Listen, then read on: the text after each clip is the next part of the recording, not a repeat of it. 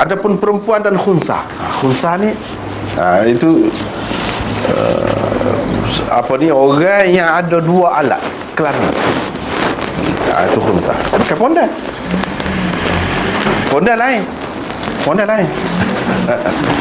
Dia ada dua alat kelamin. Jadi ada lagu ni dia ada dua macam. Adalah kitab-kitab dia sebut. Satu memang jelas, lebih kuat anggota yang mana, lelaki ke seperti lelaki ke seperti perempuan, lebih kuat, lebih jelas.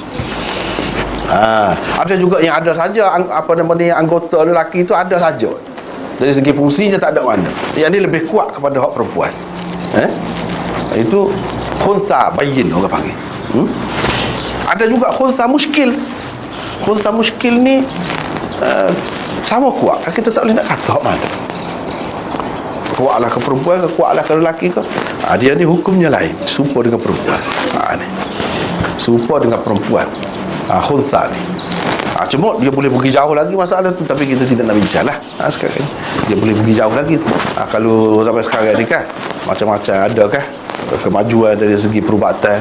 Kalau nak pilih hak mana, boleh ke tidak orang lagu tu dibuat khusus pilih lelaki ke perempuan ke. Dia panjang lagi cerita.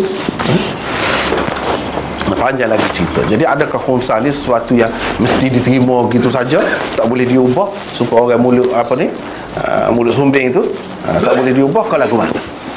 Jawabnya Tuhan buat dah lagu tu, tak ada benda tu. Ada benda tu. Kalau pendapat kita bolehlah. Bolehlah nak ubah. Jadi hukumnya seperti perempuan, bukan pondan. Pondan tidak. Kalau pondan tu dia lelaki, dia kena buat seperti lelaki.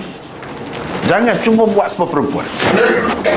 Kalau pondan tu perempuan yang tabiatnya lebih menyerupai lelaki, geri dia kena buat seperti perempuan. Kalau pondan lagu tu hukumnya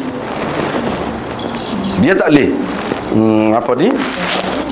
dah dia perangai seperti perempuan, geri dia seperti perempuan, jadi nak buat seperti perempuan, tak boleh. Dia lelaki hakikatnya. Jadi dia kena buka